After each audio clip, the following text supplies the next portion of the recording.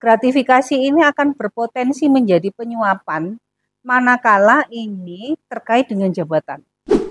Nah, contoh kemarin pada saat mau Lebaran, Ketua Pengadilan Negeri Tasikmalaya, kebetulan Pak Hoiruman Pandu Kusumarap, menerima mendapat parcel dari biasanya parcel Lebaran. ya untuk Lebaran gitu ya. Forkopimda. Oh iya. Jadi apa yang harus dicegah oleh Pak Ketua kemarin itu, jadi baik Ibu, jadi ternyata untuk tahapan SMAP itu sendiri terdiri dari 4 tahapan ya Bu ya. Tadi ada PDCA, Plan, Do, kemudian Check and Action. Nah mungkin bisa dijelaskan lebih detail lagi Bu, dari setiap tahapannya itu terdiri dari apa? Teguh berdiri di jalan terang, kejujuran bagaikan dinding yang kuat. Sistem hidup tanpa ruang kelam, anti penyuapan membakar semangat. Berintegritas. Assalamualaikum warahmatullahi wabarakatuh. Halo Sobat Cilok, kembali lagi di podcast Cilok. Cerdas dan informatif lewat obrolan keadilan. Suatu program resmi podcast dari Pengadilan Negeri Tasikmalaya yang membahas mengenai keadilan dan tentunya layanan peradilan di Pengadilan Negeri Tasikmalaya. Bersama saya, Sabila Rahmi, dan rekan saya, ada Hilman Fikri.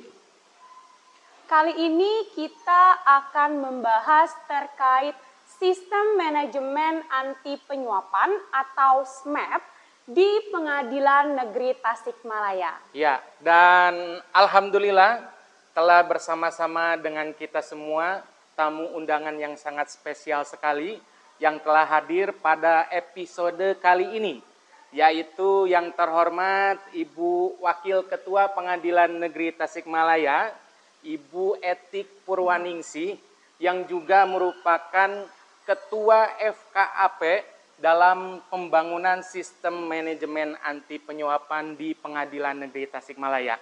Dan tentunya ada narasumber kita yang kedua yang kami hormati, Ibu Mariam Bro, Hakim Pengadilan Negeri Tasikmalaya, yang juga merupakan Ketua Tim Pembangunan Sistem Manajemen Anti Penyuapan pada Pengadilan Negeri Tasikmalaya.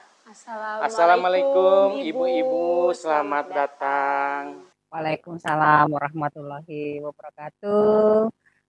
Selamat pagi Kang Ade sama Teteh Bila. Terima kasih sudah diundang dan merupakan satu kehormatan bisa berbagi ilmu di pagi yang syahdu ini. Karena beberapa hari ini Tasikmalaya baru mendung. Mendung yang membawa berkah. Amin, amin ya rabbal alamin. Dan Ibu Mariam. Waalaikumsalam warahmatullahi wabarakatuh.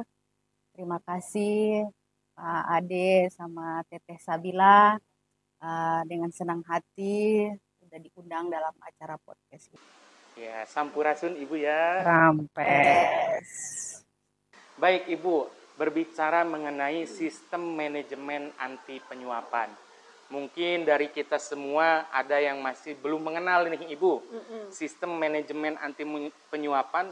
Dalam hal ini kita bisa singkat SMAP ya Bu ya. Apa sih yang dinamakan SMAP itu Ibu? Mungkin memang benar kata Adik ya.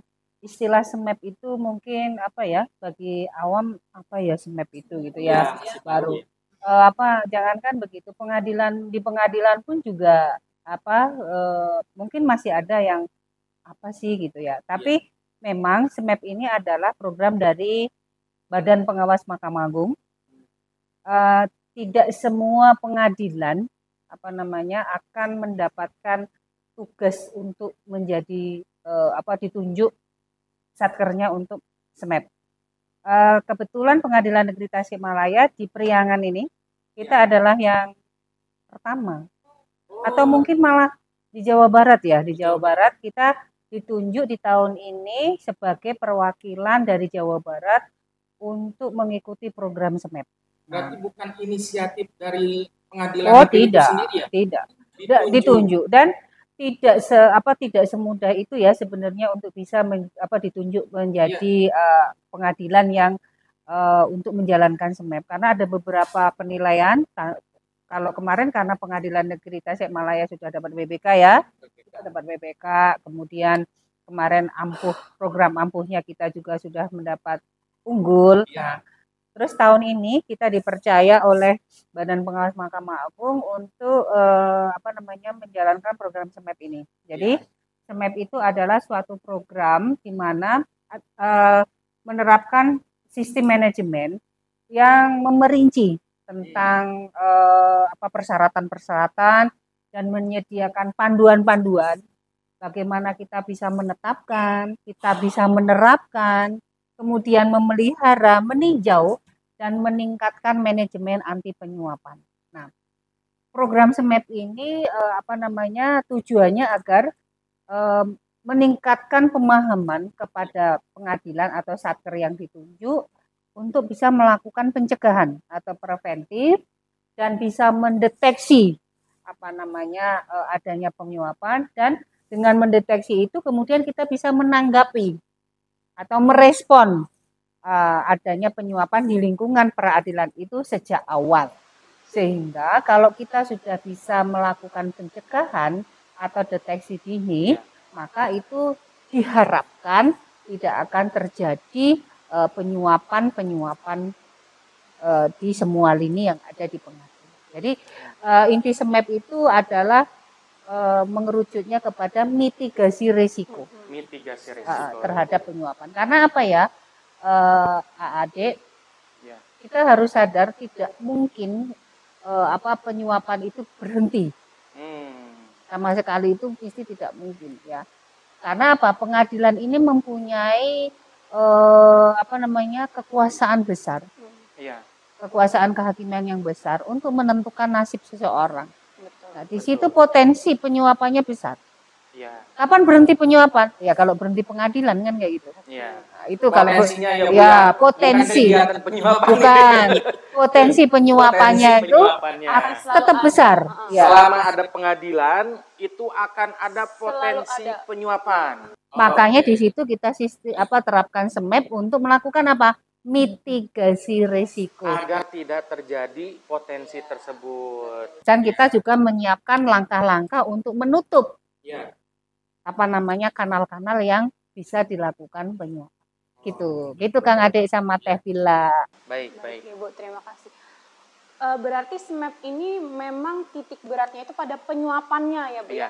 Tapi mungkin masyarakat ini masih sedikit bingung ya Bu ya. Sebenarnya dalam hal ini yang dimaksud dengan penyuapan itu sendiri seperti apa gitu kan ya.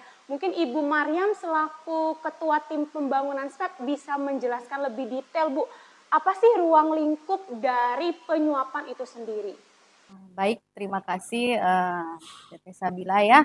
Nah, di sini saya akan menjelaskan ruang lingkup dari SMAP itu berdasarkan ya pedoman SNI ISO 3701 tahun 2016 ya tentang SMAP.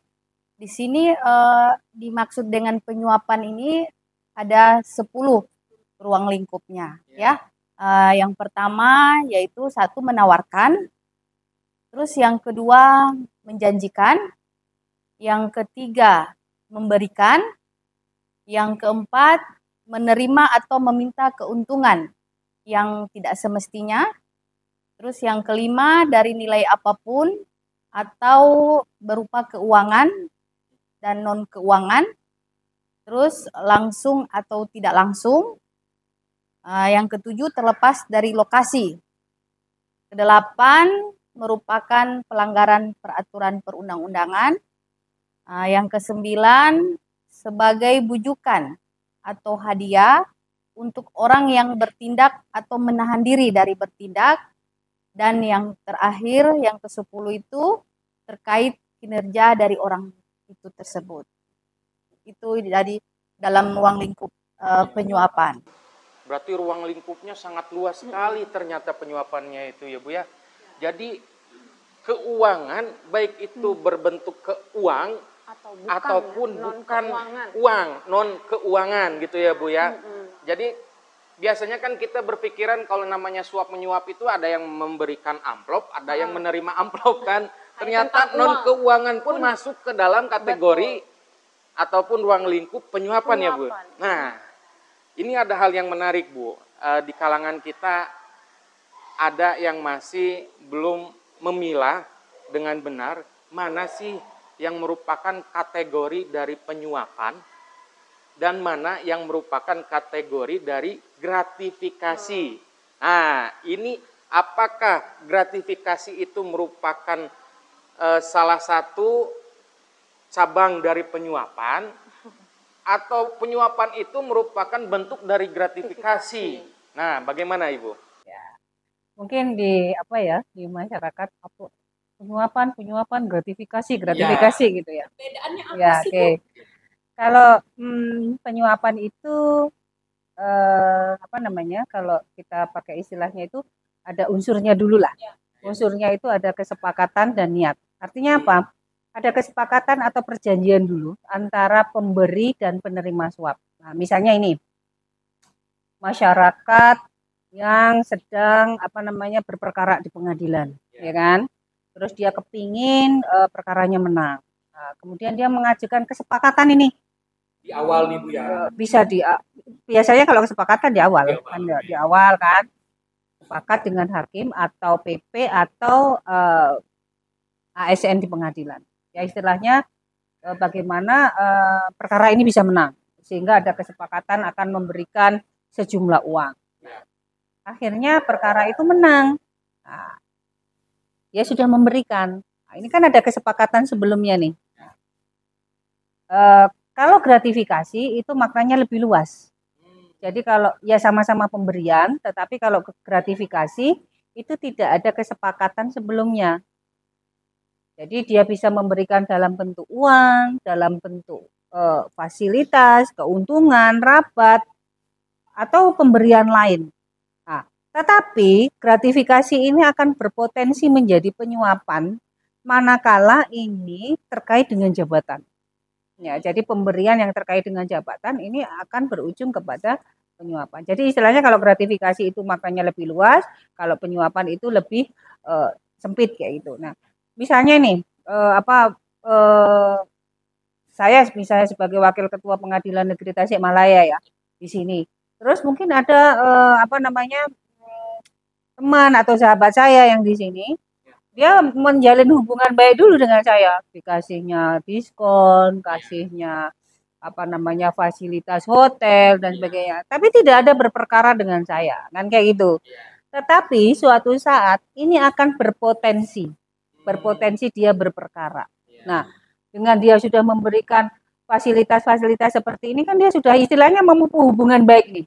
Nah, sehingga nantinya kalau dia ada perkara, nah dia mengungkit itu sudah aku kasih ini itulah kemudian timbul menjadi penyuapan. Nah, kayak gitu Kang Ade. Maksudnya itu memupuk balas budi ya Bu ya. Nah, kayak gitu. Jadi kita baik dulu ya, dari awal. Betul. Ketika ada kebutuhan yang tersangkut dengan misalkan tadi Ibu, nanti dia bisa bernegosiasi karena sudah baik sebelumnya. Betul. Oleh karena itu pemberian sebenarnya itu sangat diatur sekali untuk pegawai negeri sipil ya Bu ya. Iya, Nah, betul. Itu gratifikasi.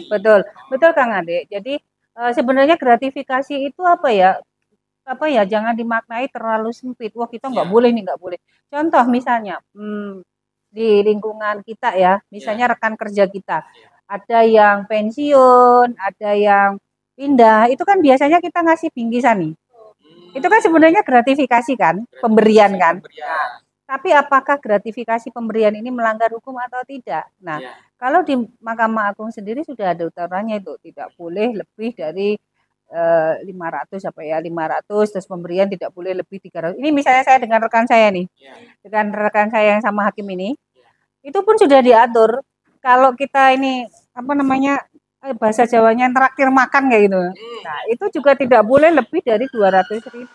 Oh. Kan kayak gitu. Supaya jadi ada maksimal untuk traktiran ya? Ada, makanya kita terapkan itu kan gitu. Iya. Apa hidup hemat kayak gitu. Nah, itu sudah ada aturannya Iya. kan kayak gitu. Itu gratifikasi. Nah, nanti dengan adanya gratifikasi yang kita berikan itu kita punya kewajiban untuk melaporkan. Ya, macam apa seperti contohnya di Pengadilan Negeri Tasikmalaya ini kan Iya. sudah disediakan unit pengendali gratifikasi. Oh. Nah, contoh kemarin pada saat mau Lebaran,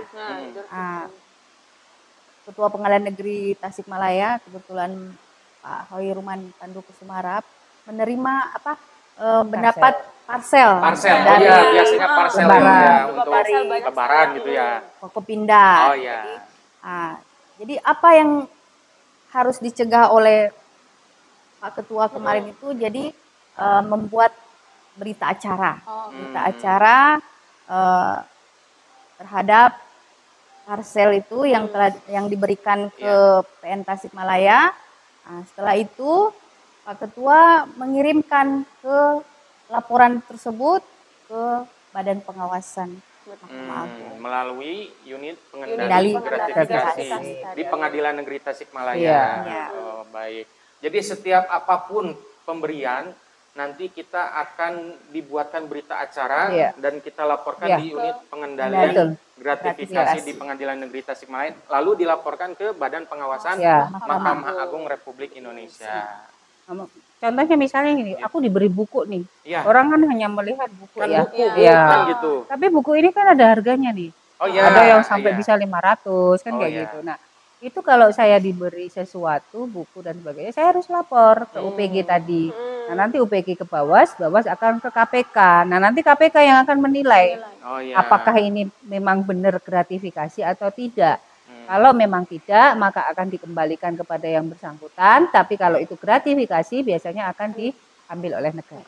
Oh, kalau misalkan itu berbentuk uang, maka disetorkan kembali Ke kas ke negara. kas negara negara. ya Bu ya. Baik. Berarti implikasinya antara gratifikasi dan penyuapan itu berbeda ya Bu ya?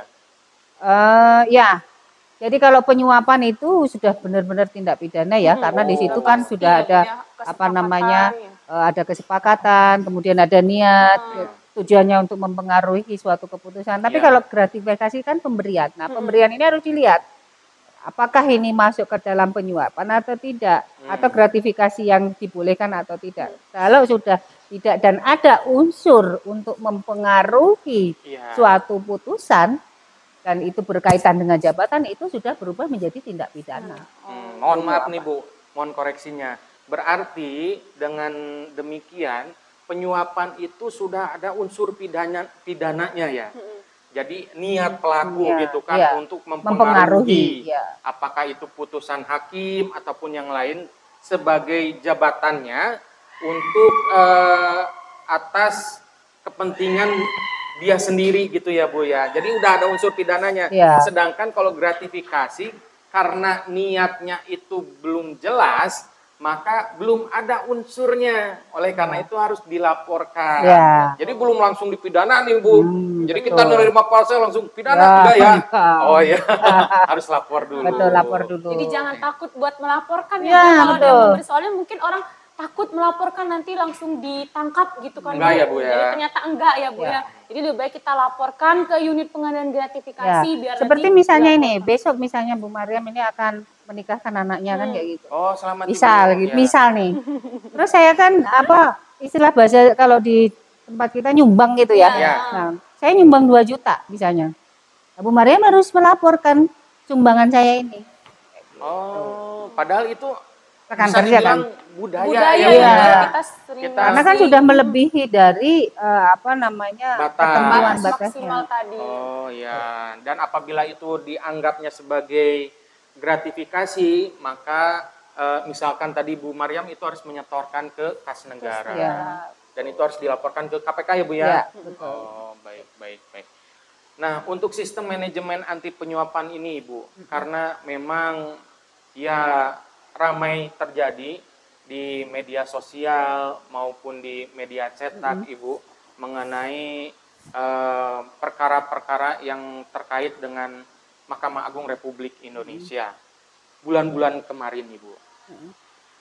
Apakah sistem manajemen anti penyuapan itu merupakan salah satu solusi untuk merubah keadaan yang terjadi sebelumnya atau bagaimana Ibu?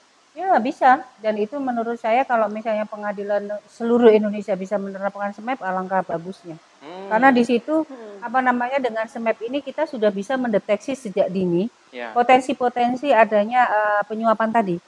Oh. Jadi dari situ nanti kita bisa cegah, gitu.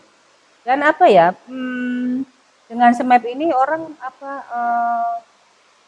jadi teratur gitu kalau menurut saya ya. Di Pengadilan Negeri Tasikmalaya ini sejak ada program SMAP ini kita sudah yang dulunya sudah bagus ini sudah meningkat lagi kayak gitu. Jadi dari segi kepatuhan, ada kesadaran saya untuk tidak bertemu dengan ini. Oh, saya harus begini, harus begini. Jadi sebenarnya sistem manajemen anti penyuapan itu sangat penting sekali. Menurut saya sangat penting. Di berbagai level ya Bu ya, Iya. tidak hanya di level satuan kerja di tingkat pertama, yaitu pengadilan negeri, pengadilan agama, dan pengadilan militer atau tata usaha ya Bu ya, maupun di pengadilan tingkat banding, pengadilan tinggi ya Bu ya, sampai dengan Mahkamah Agung. Itu kalau harus, saya bagus. berarti harus menyeluruh ya Bu ya, untuk pelaksanaan sistem manajemen anti penyuapan ini. Baik, langsung. Tentunya kan dalam melaksanakan program SMAP ini tuh kedepannya tuh ada tujuan gitu ya Bu ya, yang pastinya pengen dicapai oleh Pengadilan Negeri Tasikmalaya. Mungkin Ibu Maryam, tujuan dari pelaksanaan SMAP ini sendiri apa sih Bu? Baik ya, terima kasih. Jadi tujuan dari adanya program SMAP ini ya, satu untuk mendukung Pengadilan Negeri Tasikmalaya ini menjunjung dan menegakkan kode etik. Yang pertama pasti. Ya, yang pertama ya. Terus selanjutnya yang kedua itu meningkatkan kontrol terhadap risiko aktivitas penyuapan. Jadi terkontrol dia ya. Nah, terus yang ketiga itu kita lisir risiko hukum yang terjadi. Jadi kita itu ada setidaknya mengurangi. Ya. Yang keempat menanamkan nilai integritas dan budaya anti penyuapan. Nah, yang terakhir itu kita dapat memajukan kualitas sistem peradilan di Indonesia. Jadi itu tujuan dari sistem manajemen anti penyuapan. Baik, berarti titik beratnya itu di sistemnya ya Bu ya. Jadi benar. kita harus Jadi membangun lebih baik. sistemnya. Lebih baik Berarti lagi. sebenarnya Sabil, sistem manajemen anti penyuapan itu berarti tujuannya adalah merubah pola pikir. Betul. Dan merubah budaya agar terciptanya budaya anti korupsi. Begitu Ya. ya Bu ya? Ya. Dan itu kalau misalnya sudah tersistem, siapapun yang jadi pimpinan itu tidak akan mempengaruhi sistem yang sudah berjalan karena sistem. Tapi kalau misalnya karena takut karena Pak Ketua atau takut sama Bu Wakil, lah begitu Pak Ketua sama Bu Wakilnya pindah dan ganti orang, nanti kembali lagi ke budaya. Tapi kalau sistemnya sudah seperti itu. Ya, sistemnya sudah begini. Oh, saya enggak boleh ini, oh saya enggak boleh itu. Ya sudah. Jadi kalau Kang Ade sama Teh Sabil bisa melihat kalau mesin mobil atau motor, itu kan sistem kan, ya kan, siapapun pengendaranya kalau kita sudah setar, dikasih gas itu akan jalan, maju. Tidak perlu, saya pengendaranya Bu Maryam, saya harus begini, terus pengendaranya Bu Wakil harus begini, tidak. Siapapun pengendaranya sama. Nah inilah yang akan dibangun di Pengadilan Negeri Tasikmalaya, siapapun nahkodanya, pimpinannya, kita semuanya akan melaksanakan SMAP itu. Oh iya, benar-benar berarti sistem ya Bu ya, yang akhirnya nanti timbullah kesadaran kolektif. Dan itu tidak mudah. Tidak mudah, memang benar-benar tidak mudah. Oleh karena itu yang membangun SMAP ini untuk yang sekarang itu pilihan ya Bu ya, karena tidak mudah untuk merubah sebuah sistem, merubah sebuah pola pikir, apalagi kesadaran kolektif bahwa kita tidak boleh berkorupsi ataupun anti korupsi. Salah satunya penyuapan. Bahkan gini, Ade, jangan dipikir, yang disuap itu ketua gitu. Enggak. Jadi sistem SMAP ini dimulai sejak pintu masuk. Security ya Bu ya. Security itu. Gerbang. Sampai dengan garda belakang itu akan dinilai semua. Contoh misalnya ada tamu di pengadilan nih, ya Iya. kan? Kemudian dia diseberangin oleh satpam. Security. Biasa kan ini kita Iya, kasih tips tip ya, gitu. Bu, ya. Karena nggak nyaman, nggak enak. Karena sudah Terbiasa. diseberangin. Oh, iya, terima orang kasih Indonesia ya. gitu ya, biar tanda terima kasih. Dikasihlah terima Iya, kasih dalam iya. bentuk uang lah 5.000 atau 10.000 atau 50 lah. Iya. Nah, dengan satpam ini menerima pemberian dari itu sudah tidak semep lagi. Oh, Dan itu sampai nanti segitunya, iya, dan itu nanti pengadilan yang ditunjuk sudah tidak masuk kategori lagi. Kok jangankan uang, rokok nih misalnya nih. Iya. Ada pengacara ya yang misalnya berteduh lah atau di pos satpam gitu kan. Biasanya sambil nunggu kan. Ya, nunggu. Terus kasih Mas rokok kan kayak gitu. Ya. Biasa kan, Bu, Ya, ya. biasa kan. Terus itu ngerokok bareng itu Rokok juga. bareng. Itu nggak boleh. Jadi hal terkecil pun kita Iya, harus tahu nggak kenapa kok nggak boleh? Karena dengan kita akrab, kasih merokok, kasih uang, kan timbul keakraban. betul. Iya. Nah, timbul keakraban kan orang masuk lalu satpam.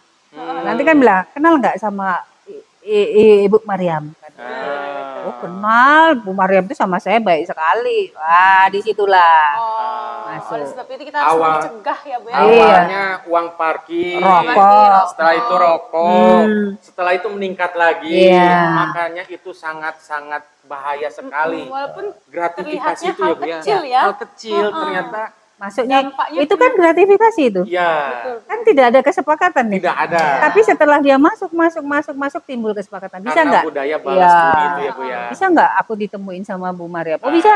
Karena udah deket nih. Itu. Nah, disitulah pintu masuknya sebetulnya. Luar biasa. Makanya di sini dari pintu terdepan sampai garda terbelakang sudah kami lakukan pembelajaran tentang SMAP itu. Apa sih SMAP? Kenapa kita harus SMAP? Dan pada waktu itu Pak Ketua sudah bilang, benar nih niat kita mau SMAP gitu, Iya. sanggup gitu.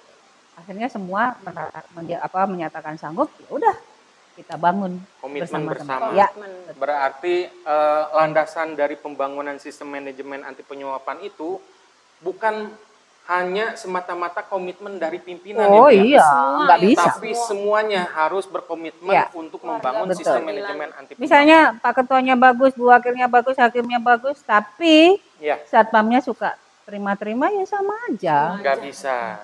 Butuh komitmen bersama ya. Iya, betul. Iya, ya. Lalu untuk membangun seperti itu, Bu, merubah budaya, pola pikir maupun sistem yang sudah sebenarnya terlaksana dan kita akan rubah menjadi sistem anti penyuapan, itu apakah ada langkah-langkah tertentu? Kerangka apa aja yang kita laksanakan dalam Terdiri sistem dari apa pembangunan? aja sih, Bu, Iya. SMAP itu gitu. Ya, kalau saya bilang sih SMAP ini sebenarnya programnya bagus, menantang, berat gitu ya. Karena kita tidak hanya terpaku kepada dokumen. Kalau dulu kan kita kalau dokumennya bagus gitu Iya. kan, pasti nih kan gitu. Tapi kalau di SMAP tidak. Di SMAP itu justru lebih kepada pelaksanaan. Sehingga untuk membangun SMAP itu ada beberapa kerangka pelaksanaan. Bahkan kalau menurut pedomannya itu ada 4 tahapan ya. Pertama yang terkenal dengan PDCA. PDC apa aja, Bu? PDCA. PDCA itu. P itu plan Plan. atau perencanaan, D itu do atau pelaksanaan, kemudian C itu check atau evaluasi, dan A itu adalah X atau tindak lanjut. Action. Oh ya, actionnya seperti itu. Itulah kerangka-kerangka. Jadi tidak langsung ngumpulin dokumen enggak, tapi kita harus ada plan perencanaannya. Mau dibawa kemana gitu. Bukan lagu ya, bukan aku mau dibawa kemana. Kan gitu ya, tapi Iya. mau dibawa kemana ini sistem manajemen anti penyuapan Pengadilan Negeri Tasikmalaya. Sehingga belum tentu perencanaan di Pengadilan Tasikmalaya itu bisa diterapkan di pengadilan yang lain. Kan? Baik Ibu, jadi ternyata untuk tahapan SMAP itu sendiri terdiri dari 4 tahapan ya Bu ya. Tadi ada PDCA, Plan, Do, kemudian Check and Action. Nah mungkin bisa dijelaskan lebih detail lagi Bu, dari setiap tahapannya itu terdiri dari apa saja? Oke, baik ya. Terima kasih. Jadi tahap pertama dalam pelaksanaan SMEM itu kan plan ya atau rencana. Rencana ini kita mulai dari pertama itu menganalisis dulu kekuatan, kelemahan, peluang, dan tantangan yang ada di Pengadilan Negeri Tasikmalaya ini. Selanjutnya yang kedua itu kita membentuk struktur organisasi SMEP yang terdiri dari manajemen puncak, ketua FKAP,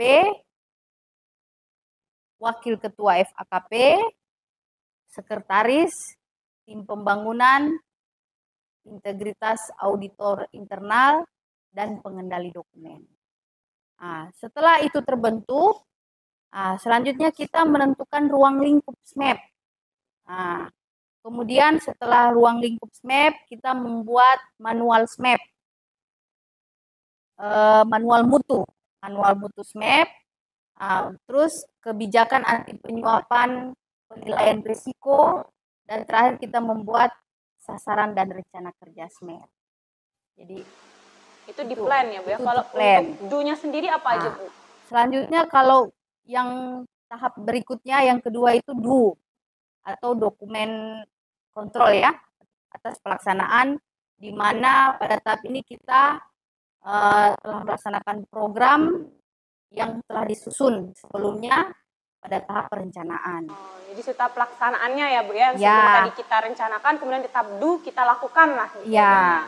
Kemudian tahap ketiga Ibu yang seperti apa? Yang ketiga itu cek atau evaluasi. Di sini kita melakukan pemantauan, pengukuran, analisis, dan evaluasi atas program yang telah kita kerjakan. Dievaluasi. Ya, yang dilaksanakan pada tahap do. Jadi kita mengevaluasi. Setelah kita melaksanakan do, dievaluasi ini selanjutnya. Setelah dievaluasi, yang terakhir itu action. Action itu ya. Tindak lanjutnya. Seperti apa pelaksanaan setelah adanya evaluasi. Gitu ya, ada temuan apa gitu kita tindak lanjuti. Kekurangan-kekurangan itu kita evaluasi pelaksanaannya. Nah, untuk Pengadilan Negeri Tasikmalaya sendiri untuk tahapan plannya kita sudah melakukan apa saja Bu? Baik ya, untuk perencanaan tentu saja yang pertama-tama itu sudah kita melakukan analisis kekuatan, kelemahan, peluang, dan tantangan. Dengan adanya itu kita juga membentuk mempunyai juga struktur organisasi SMEP, di mana Bapak Ketua sebagai manajemen puncak, Ibu Wakil Ketua sebagai Ketua FKAP, dan saya sendiri sebagai Ketua Tim Pembangunan SMEP. Dan juga kita juga sudah mempunyai anggota tim pembangunan, terus auditor internal, dan dokumen kontrol yang terdiri dari seluruh lapisan pegawai Pengadilan Negeri Tasikmalaya, mulai dari staf, pejabat struktural dan fungsional, semuanya kita libatkan terlibat ya Bu ya dalam pembangunan SMEP ini. Selain itu juga Pak Ketua sudah membuat kebijakan ya anti penyuapan yang dalam hal ini telah dilaksanakannya penandatangani MOU dengan instansi yang terkait yang selaku pemangku kepentingan dan penegakan hukum. Kita juga telah membuat sasaran rencana kerja SMEP. Baik, untuk yang pertama Ibu, tadi di struktur ada Ketua FKAP, yaitu Ibu Wakil Ketua Pengadilan Negeri Tasikmalaya. Apa sih sebenarnya FKAP itu Bu? Mohon maaf. FKAP itu adalah fungsi kepatuhan anti penyuapan.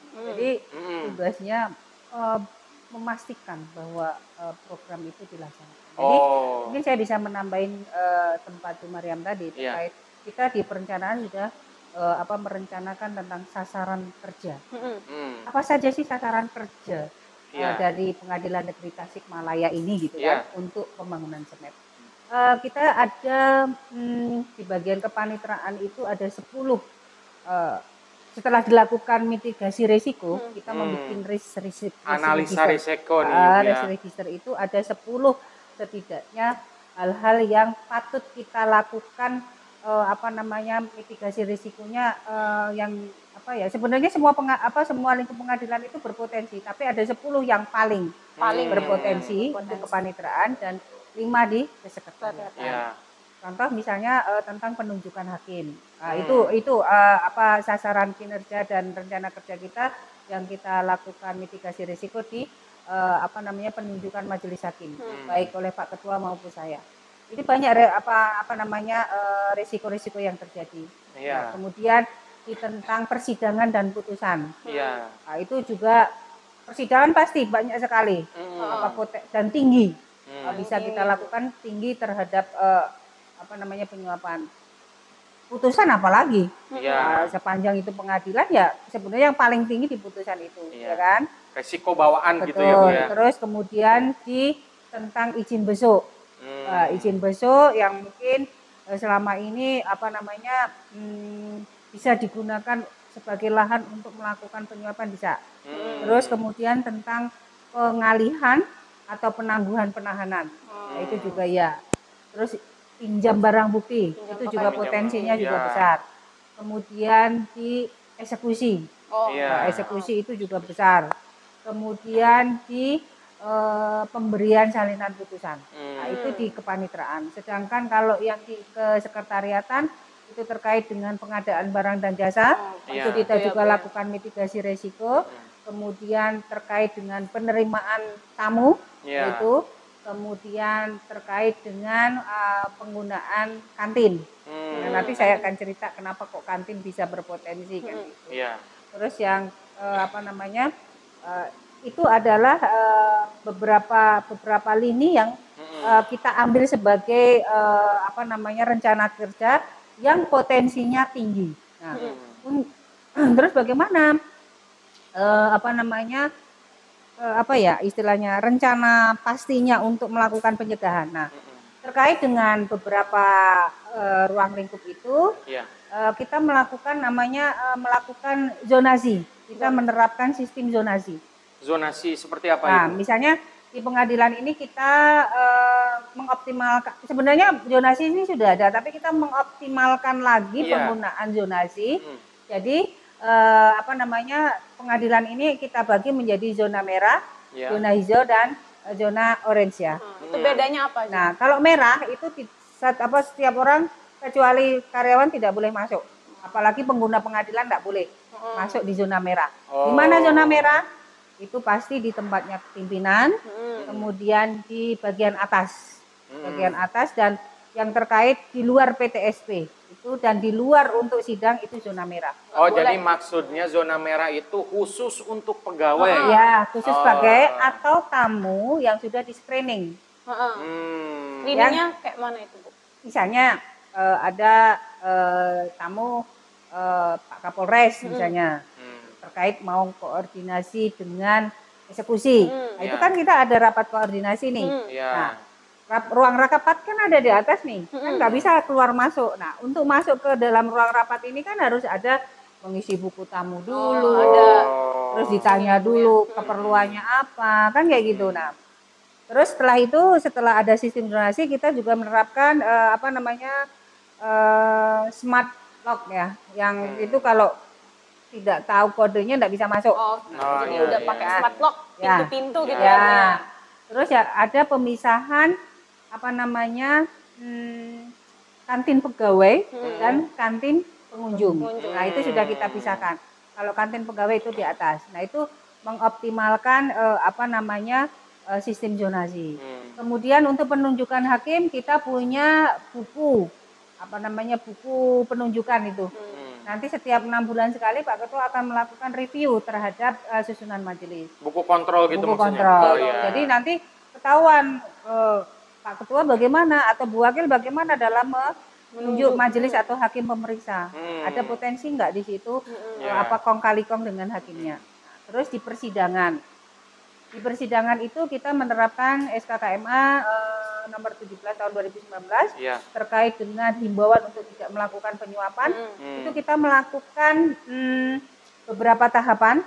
Ya. Itu hakim harus membaca di sidang pertama. Di sidang pertama itu wajib dibaca. Kemudian yang kedua di sidang pertama perkara pertama. Jadi kalau misalnya di waktu itu ada 2 perkara pertama, berarti di sidang pertama itu harus dibacakan tentang SK Pak Sekma ini. Kemudian setelah tuntutan. Karena apa? Setelah tuntutan potensinya besar ini orang bertemu dengan pihak. Jadi dibacakannya itu maksudnya tuh dibacakan di persidangan, tidak boleh melakukan penyuapan, majelis hakim tidak menyuruh, Dihimbau terus. menghimbau majelis Himbauan. hakim tidak menyuruh atau mengutus orang untuk apa yang istilahnya mengurus perkara kayak gitu itu enggak. Terus habis itu sebelum putusan dibacakan. Nah, itu untuk perkara pidana. Ya. Kalau perkara perdata sama pada waktu sidang pertama, Ya. di sidang pertama perkara baru. Ya. Nah, karena kita menggunakan ikot ini maka di setelah pembuktian. Nah, setelah pembuktian itu adalah pertemuan terakhir atau pemeriksaan setempat. Itu adalah pertemuan terakhir kita bacakan. Dan setelah itu kan kita pakai ikot. Nah, setelah kesimpulan atau sebelum persidangan kita tulis di ikot di catatan persidangan tentang SKKMA itu. SK Sekma itu kita tulis di catatan persidangan Meskipun bahwa ekot tetap ya Bu, tetap kita tidak menerima sokokan suap atau tidak mengutus orang untuk mengurus perkara itu kita lakukan. Nah, itu terkait dengan persidangan dan putusan. Terus yang kedua, di pidana terkait dengan persidangan ada ini kita punya program namanya One Day Service. Jadi jadi artinya pemohon bisa mengajukan permohonan 1 hari langsung putus. Itu one day. Perkara apa itu? Perkara permohonan biasanya untuk yang ganti nama. Nah, ganti nama itu kita one day service. Jadi hari ini masuk pagi sebelum jam 9, nanti bisa diputus di hari itu juga. Kenapa ini kok bisa, Bu? Filosofinya apa? Karena dengan 1 kali persidangan, ini kita mengurangi pertemuan. Nah, jadi tidak ada jeda untuk melakukan pengurusan perkara. Kemudian kita ada sistem loss and found. Loss and found itu artinya apa? Kalau para pengunjung atau pegawai pengadilan menemukan sesuatu barang entah handphone entah apa di lingkungan pengadilan, silakan menghubungi satpam atau petugas PTSP. Nanti kita ada di box, ada box loss and found. Apa sih maknanya loss and found gitu kan? Sebenarnya loss and found itu adalah makna intinya, makna dasarnya adalah kejujuran. Jadi kejujuran dari yang menemu handphone yang bukan miliknya untuk dikembalikan. Karena dengan kejujuran itu nanti orang berperkara juga jujur. Benar. Nah, kalau sudah wah ini ada handphone rezeki. Itu sudah enggak jujur kan tuh. Karena itu bukan milik kita kan gitu. Harus kita kasihkan, dilaporkan, nanti kita umumkan. Nah, kemarin juga sempat ini di pengadilan itu ada pengunjung yang menemukan handphone. Tapi tidak dikasih di lost and found. Akhirnya kita melakukan tindakan mitigasi, dilihat di CCTV, oh ini dia sedang mengurus salinan putusan. Besok paginya ada nomor telepon kan, kemudian kita hubungi, suruh datang ke pengadilan, akhirnya handphone itu kembali. Alhamdulillah, kita bikinkan berita acara. Nah, selain lost and found, kita juga punya ruang tamu online. Di Pengadilan Negeri Tasikmalaya punya ruang tamu online, jadinya tamu-tamu yang akan bertemu dengan pimpinan atau orang pengadilan tidak perlu berhadapan langsung. Tapi kita cukup di ruang tamu online yang ada di bawah di dekat PTSP. Nah, itu kita bisa berinteraksi. Fungsinya apa? Sama, untuk mengurangi interaksi. Ya kan? Kalau di ruang tamu online kan dilihat banyak orang nih. Terekam juga, Bu. Terekam dan terekam. Nah, ada ruang tamu online, terus ada juga Ruang kita tamu terbuka. tamu terbuka. Kalau misalnya tetap bersikukuh nggak mau dengan tamu online, ada ruang tamu terbuka. Tapi harus didampingi. Tidak boleh, misalnya saya tamu sendiri itu nggak boleh. Pasti saya didampingi oleh Panmut atau Kasubag. Nah, terus kita juga punya program para karyawan ini. Termasuk Pak Ketua, saya, hakim-hakim kalau mau keluar kantor. Keluar kantor, walaupun itu di jam istirahat, pokoknya intinya keluar kantor lah. Keluar kantor, Keluar ya. kantor boleh itu kalau ada urusan. Selain melampirkan surat izin keluar kantor, kita juga harus share location. Oh, share Jadi live log kita ya, Bang. misalnya saya izin mau ke klinik, BRI ke misalnya, ke BRI, BRI di daerah alun-alun. Nah, dari share log itu kita kan tahu perjalanan saya kemana-kemana. Bener nggak, Ibu? Bener nggak ke situ? Bang. Sherlock live location. Ya, yang live ya. Yang live. Bukan share lokasi tujuan. Jadi pada bukan. saat berjalan pun kelihatan titiknya. Betul. Oh. Misalnya saya kemana?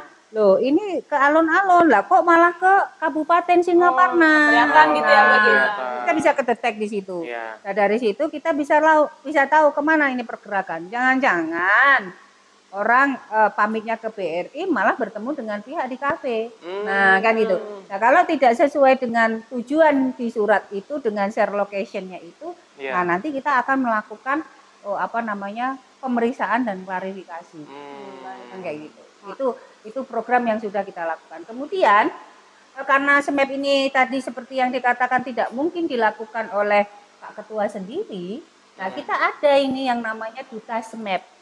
Nah, Iya. Duta SMAP itu dilakukan untuk melakukan sosialisasi apa itu SMAP, bagaimana SMAP, dan kita tidak juga memberikan tugas kepada seseorang untuk mengurus perkara. Nah, itu kita bergiliran ini Pak Ade. Iya. Jadi Setiap dari hari itu, Bu. tiap hari Oh. kepada pengunjung dan kepada tahanan.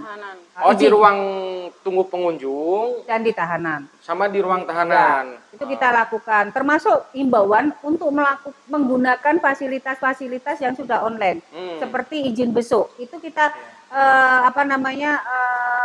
kita arahkan untuk melakukan e-berpadu, pakai e-berpadu. Kemudian izin pinjam barang bukti, itu juga harus pakai e-berpadu. Pengalihan penahanan atau penangguhan penahanan juga pakai e-berpadu. Jadi kita mempunyai program seminimalisir bagaimana tidak bertemu pihak. Dan yang lebih lagi ini program Pak Ketua sebagai manajemen kerja, dia punya MS sendiri yang kita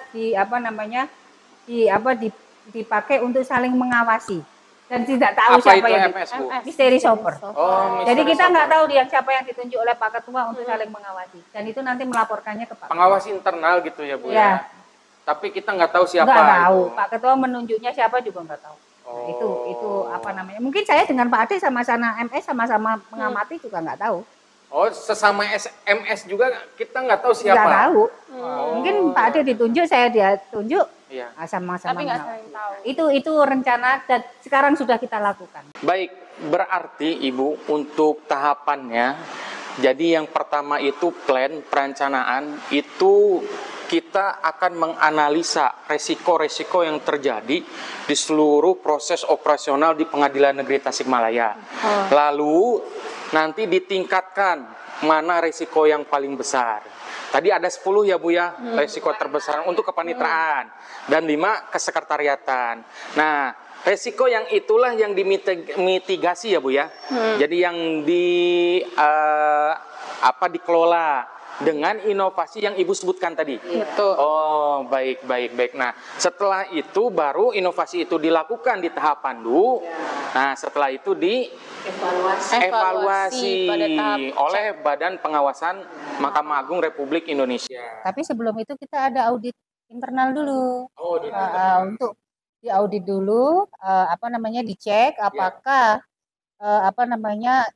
sasaran dan rencana kerja yang sudah ditetapkan di rencana itu benar-benar dilakukan atau tidak di dalam tahap 2. Nah, ini sekarang ini kita baru tahap 2.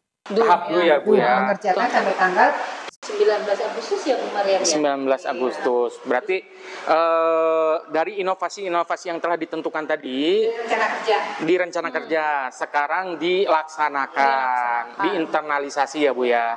Baik. Berarti setelah evaluasi baru tahap tindak lanjut.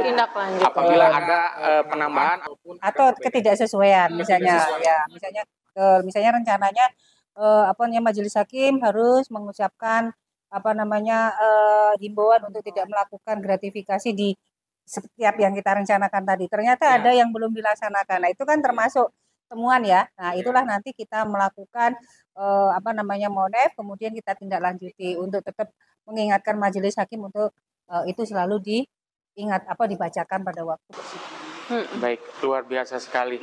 Dan untuk Ibu Maria mungkin nanti ke depannya pada saat setelah kita melaksanakan tahapan dulu, apa yang akan dilakukan ke depannya, tahapan apa lagi ataupun pesan-pesan apa lagi yang nanti komitmen ketua ke depannya kira-kira Pengadilan Negeri Tasikmalaya mau gimana gitu ke depannya. Nah, gitu Ibu.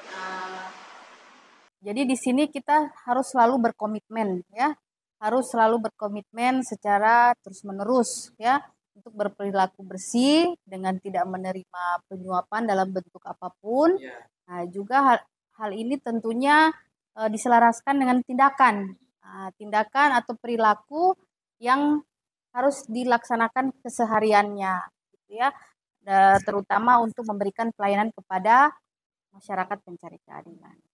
Wah, udah nggak terasa kita dari tadi udah banyak sekali ya Bu berbincang terkait sistem manajemen anti penyuapan di Pengadilan Negeri Tasikmalaya. Nah, mungkin sebelum kita mengakhiri episode Cilok kita pada hari ini, Bu Wakil, mungkin ada pesan-pesan kepada masyarakat yang ingin datang ke Pengadilan Negeri Tasikmalaya gitu Bu, boleh disampaikan? Terima kasih Teh Sabil. Karena kita karena kita ini pada tahap membangun SMAP, maka kita di dalam sudah berusaha untuk melakukan tindakan-tindakan pencegahan. Mungkin saya menghimbau kepada masyarakat pencari keadilan, apabila menggunakan layanan atau berperkara di pengadilan, silahkan untuk berperkara dengan bersih tanpa memberikan suap atau kegiatan yang bersifat transaksional. Kemudian kalau ada layanan di PTSP yang berbayar, silahkan berbayar sesuai dengan ketentuan yang berlaku. Jangan pernah memberikan lebih kepada kami. Karena kami alhamdulillah sudah diberikan gaji oleh negara cukup. Ya, cukup. Kalau kaya mungkin tidak, tapi cukup. Alhamdulillah. Nah, untuk itu supaya kita saling bersinergi, bisa saling memaafkan, saling mendukung. Terus kalau misalnya ada indikasi dari hakim atau pegawai yang melakukan perbuatan yang bersifat transaksional, jangan ragu-ragu. Silakan foto, silakan rekam, dan silakan laporkan ke KPK boleh, ke Badan Pengawasan Mahkamah Agung boleh, ke Pengadilan Tinggi boleh, atau ke Pengadilan Negeri Tasikmalaya. Dan tentunya kalau lapor ke Pengadilan Negeri Tasikmalaya akan selalu dilindungi pelapornya. Jadi jangan takut ya Bu ya kalau melihat ada indikasi gitu ya Bu ya. Iya. Luar biasa sekali Ibu, kita sudah berbincang-bincang banyak mengenai pembangunan sistem manajemen anti penyuapan di Pengadilan Negeri Tasikmalaya. Memang banyak sekali hal-hal yang masih belum bisa kita perbincangkan Ibu, seperti tadi inovasi-inovasi yang luar biasa yang Ibu sampaikan masih belum harus kita jelaskan kembali seperti apa sih bentuknya. Mungkin ini di episode selanjutnya ya. Kita akan bahas lebih lanjut terkait inovasi tadi ya. Benar. Dan akhir kata terima kasih banyak kepada yang terhormat Ibu Wakil Ketua Pengadilan Negeri Tasikmalaya, Ibu Eti Purwaningsi, dan terima kasih banyak kepada Ibu Maria yang telah meluangkan waktunya bersama-sama dengan kita berbincang mengenai pembangunan sistem manajemen anti penyuapan di Pengadilan Negeri Tasikmalaya. Terima kasih kepada semuanya, Ade, Teh Bila, dan semua pendukung podcast hari ini. Semoga podcast hari ini menjadi media yang memberikan edukasi dan membuka akses untuk saling bersilaturahmi dan berbagi ilmu kepada semua lapisan masyarakat. Dan mungkin Cilok ini juga salah satu sarana bagi Pengadilan Negeri Tasikmalaya untuk lebih dekat lagi dengan masyarakat. Ya. Pengadilan Negeri Tasikmalaya, santri perbaikan untuk kebaikan. Jangan lupa tetap subscribe, like, dan share untuk mendapatkan episode episode selanjutnya di Ciro. Di Tasikmalaya, ya selamat pagi. Pengadilan negeri berputar lagi, mencari keadilan setinggi langit. Di ruang tamu online kita bertemu lagi. Cilok di tangan, satu simbol pasti, ikut berjalan tanpa rasa basi. Pos vakum online, solusi di sisi.